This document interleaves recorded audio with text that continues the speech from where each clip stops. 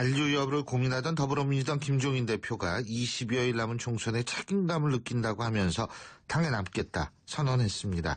이른바 셀프 공천 논란으로 시작된 이번 사태, 총선을 앞둔 더불어민주당이 어떤 변화를 가져올 수 있을지, 자, 더불어민주당의 비대위원을 맡고 계시죠. 이용섭 전 장관 전화 연결해서 입장 들어보겠습니다. 안녕하십니까? 안녕하십니까. 이용섭입니다. 예. 참 요새 그 선거 준비도 하시랴, 그죠? 예. 당도 시끄럽고, 근데 뭐 사실 더불어민주당만 시끄러운 건 아니에요. 근데 참 여러 가지로 힘드시겠습니다. 예? 그렇습니다. 예. 특히 이제, 어쨌든 근데 김종인 대표는 당에 잔류 선언을 했어요. 예. 뭐 어떻게 보셨어요? 이 1년의 과정을? 지난 며칠 걱정이 참 많았죠. 예. 선거가 20일도 남지 않았는데 비대위 대표가 물러나게 되면 지도부 공백과 혼란을 어떻게 감당할 수 있겠습니까? 예. 그래서 어제 김종인 대표가 당에 남겠다고 밝혀서 한시름 놓았고요. 그렇지만 문제가 다 해결된 것은 아니죠. 이번 비례대표 후보 선정 과정에서 실망을 드려서 국민들과 당원들께는 참으로 죄송하다는 말씀을 드리고요. 근데 이제 그동안 어려운 여건 속에서도 아까 말씀하신 것처럼 혁신 공천을 통해서 다른 당과 일정한 차별화를 이루어왔고 지지율도 상승하는 추세였거든요. 근데 마지막 공천인 비례대표 후보 선정 과정이 매끄럽게 마무리되지 못해서 참 안타깝죠. 예. 지지율 상승에도 어느 정도 찬물을 끼얹은 역할을 했다고 생각을 합니다. 근데 뭐, 네 분 때문에 지지율 상승이 이게 좀 스톱이 됐다 이런 것보다도 일부 언론은 이렇게 보도하고 있더라고요.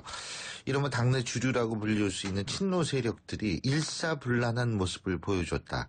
김종인 대표를 비난할 때는 확 비난하다가 갑자기 빠질 때는 또 같이 한꺼번에 쫙 빠지고 이런 모습을 보여줬다. 이런 얘기인데 이 부분을 좀 주목해야 될 것 같은데 일사불란함입니까? 아니면 그냥 우연의 일치입니까? 저는 그렇게 특정 세력에 의해서 이게 주도됐다 그런 정치공학적으로 보지는 않습니다. 예. 비례대표 후보 선정 과정에서 오해가 있었다고 생각을 해요. 왜 그러냐면 우선 김종인 대표는 수권 정당으로 거듭나기 위해서는 총선 이후에도 내 역할이 있다 이렇게 생각한 거 아니겠습니까? 예. 그러면 내 역할이 있으면 그 역할을 하려면 비례대표로 국회에 들어가야 되겠다 하는 그런 결심을 했고, 그러면 이걸 이제 몇 번으로 들어갈 거냐가 문제 아니겠습니까? 근데 이분은 이제 기본적으로 꼼수 이런 걸 싫어해요. 그래서 당당하게 앞순위로 들어가는 것이 이제 정도라고 생각한 것 같은데요. 이런 부분이 이제 제대로 알려지지 않다 보니까 처음에 사욕이다 하는 사천이다 이런 오해를 불러왔고, 그래서 저는 그 과정에서 이제 또 일부는 이제 중앙위원회가 이제 순번을 결정하도록 돼 있었지 않습니까? 예. 이 35명이라고 하는 숫자를 중앙위원회 다 넘겼을 때 제대로 우열이 좋은 분과 덜 좋은 분들이 순위가 잘 매겨질까 하는 이런 걱정에서 처음에 이제 A그룹, B그룹, C그룹으로 올렸던 건데 이 과정에서 이제 다소 혼란과 오해가 있었던 것 같습니다. 예. 근데 김종인 대표 자신도 실제로 그렇게 생각하는 것 같지가 않던데요. 왜냐하면 이 일부 세력이 정체성 논쟁을 해결하지 않으면 수권 정당으로 가기 어렵다. 정체성 문제가 가장 큰 문제고 해결이 되지 않은 문제라고 얘기하지 않았습니까?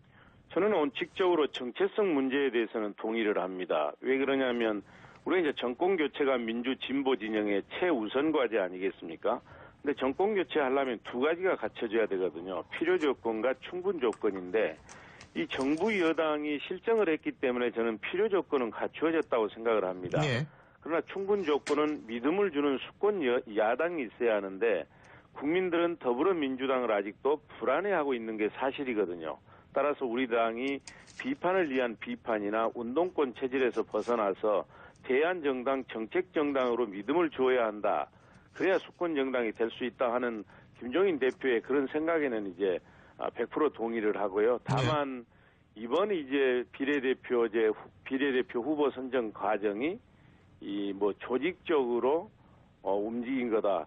거기에는 저는 그렇게 꼭 그런 것은 아니지 않느냐는 그런 생각이. 근데 어쨌든 아직도 운동권적인 목소리가 굉장히 많고 튀어나왔다. 그래서 그것이 어떻게 됐던 간에 일단은 김종인 대표 흔들기의 모습으로 비춰진 것은 사실이다. 동의하십니까? 일부 그런 움직임이 있었을 수도 있겠죠. 예. 바로 그 점에서 이제 정체성 문제가 나오지 않았나 이런 생각이 드는데요. 지금 이용섭 장관님 같은 경우에는 물론 이제 그런 모습에서 벗어나야 된다는 건 아까 동의를 하셨는데, 예.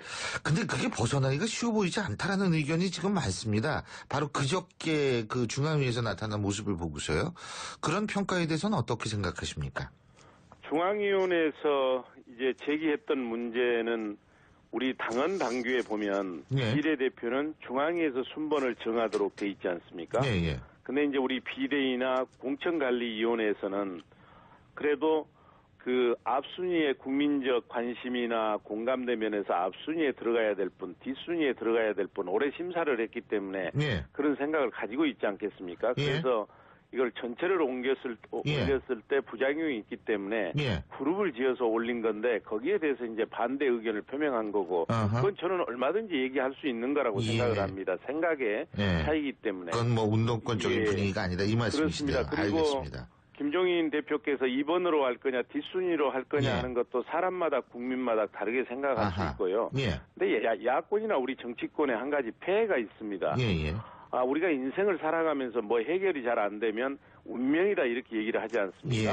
근데 우리 야권이나 정치권에서는 뭐가 문제가 생기면 무슨 특정 세력 패권주의다 이렇게 얘기를 하는데 이것도 저는 구태라고 보여지고요.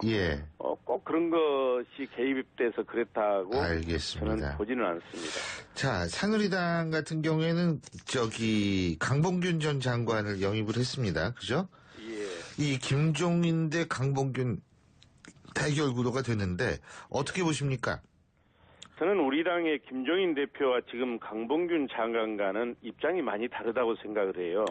김종인 대표는 난파 직전에 더불어민주당을 구하기 위해서 모셔온 것이고 그래서 또 당 운영에 정권을 들였거든요.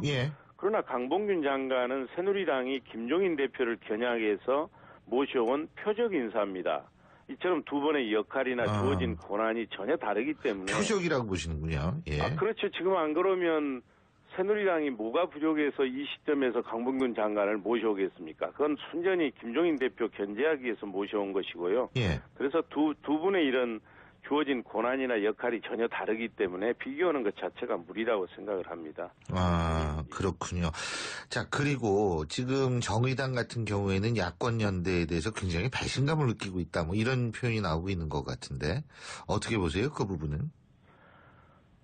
지금 이제 우리 야권이 똘똘 뭉쳐서 새누리당과 경쟁을 해도 새누리당의 가반 의석을 저지하기 어려운 게 현실 아닙니까?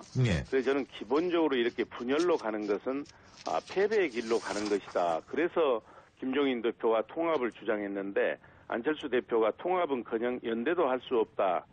이렇게 얘기를 했고요. 이제 김종인 대표는 여러 차례에 걸쳐서 정의당은 우리와 정체성이 다르기 때문에 통합이나 연대 대상이 아니다. 그래서 당대당 연대는 어려울 것 같고요. 국민의당과는 연대가 수도권에서는 저는 필요하다고 보는데 이 역시 안철수 대표가 이걸 반대하고 있기 때문에 이제 쉽지가 않습니다. 그렇다면 새누리당에게 어부지리를 주지 않아야 되는데 그것은 지역마다 후보자들 간에 경쟁력 있는 후보로 단일화라도 해야 되는데 잘 될까 걱정이죠. 그리고 이번에 한 가지만 더 여쭙는 게 투표율도 중요하잖아요. 야당 입장에서 볼 때. 그죠? 뭐가 중요하시다고요? 투표율이요. 투표율. 어느 정도로 예상하십니까? 이제 두 가지 측면에서 볼 수 있죠. 하여튼 더불어민주당, 국민의당 그리고 새누리당이 치열하게 경쟁하기 때문에 투표율이 올라갈 것이다 하는 그런 시각도 있고요. 이번에 공천 과정을 보면서 국민들이 너무 실망했기 때문에 냉소나 무관심 때문에 투표율이 떨어질 거다 하는 이런 시각도 있는데 국민들께서 많이 참여해 주셔야죠. 그게 정치를 바꾸는 길이고. 어느 게 더 강하다고 보세요? 둘 중에? 저는 그래도 과거보다는 더 높지 않을까. 왜 그러냐면 국민들의 수준이 이제 올라가셨고 또 정치가 바뀌어야 세상을 바뀐다는 생각을 하시고 계시기 때문에. 예, 좀 예전보다는 올라갈 것이다. 예, 예. 예, 잘 알겠습니다. 오늘 말씀 여기까지 듣죠. 고맙습니다. 예, 감사합니다. 예, 지금까지 이 더불어민주당 비대위원이시죠? 이용섭 전 장관이었고요. 잔류 여부를 고민